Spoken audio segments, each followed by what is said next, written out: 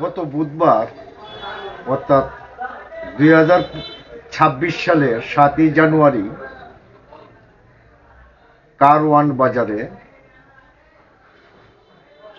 বসুন্ধরা কমপ্লেক্সের পেছনে একটি গলিতে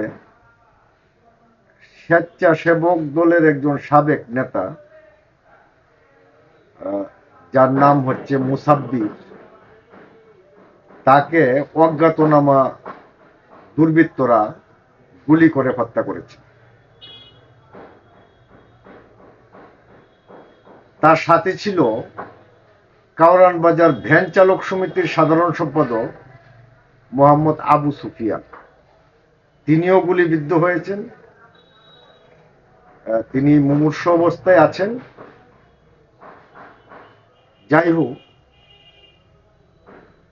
যে বিষয়টা আমি বলতে চাচ্ছি সেটা হচ্ছে যে একটি বড় দলের সাথে যুক্ত মুসাব্বির, এই জন্য তার নামটা ভালোভাবে এসেছে, কিন্তু একজন শ্রমিক সাধারণ মানুষ, যিনি ভ্যান চালকদের নেতা, তাকেও যে গুলি করা হয়েছে এই বিষয়টা প্রবলভাবে হাইলাইট হয়নি।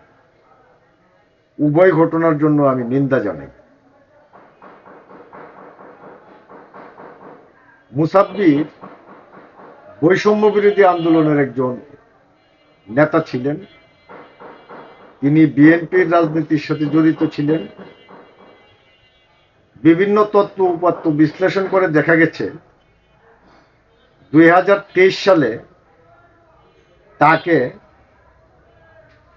একটি মামলায় জেল গেটে আটক করে রিমান্ডে নেওয়া হয়েছে। অর্থাৎ তার আগেও তিনি জেল খেটেছেন এবং বিগত কর্তৃত্ববাদী সরকারের আমলে তিনি একটি প্রতিবাদী মুখ ছিলেন বলে এই সংবাদে প্রতীয়মান হয়।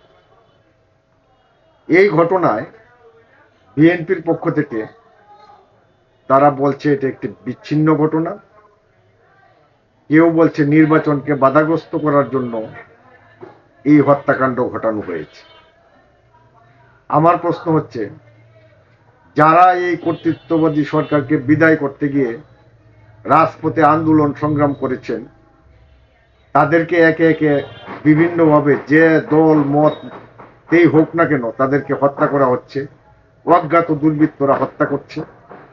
এই বিষয়টা সরকার এবং তাদের নিজ দল যদি প্রোটেকশন না দেন, এই বিষয়ে যদি সোচ্চার না হন, তাহলে সামনে যারা এই আন্দোলন সংগ্রাম করেছেন তাদের ভবিষ্যৎ অন্ধকার। যে কাউকে যে কোনো মুহূর্তে হত্যা করা হতে পারে।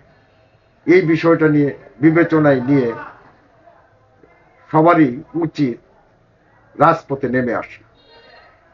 এবং এই যে মুসাব্বিরকে হত্যা করা হলো, এটাকে বিচ্ছিন্ন ঘটনা বলার কোনো সুযোগ নেই।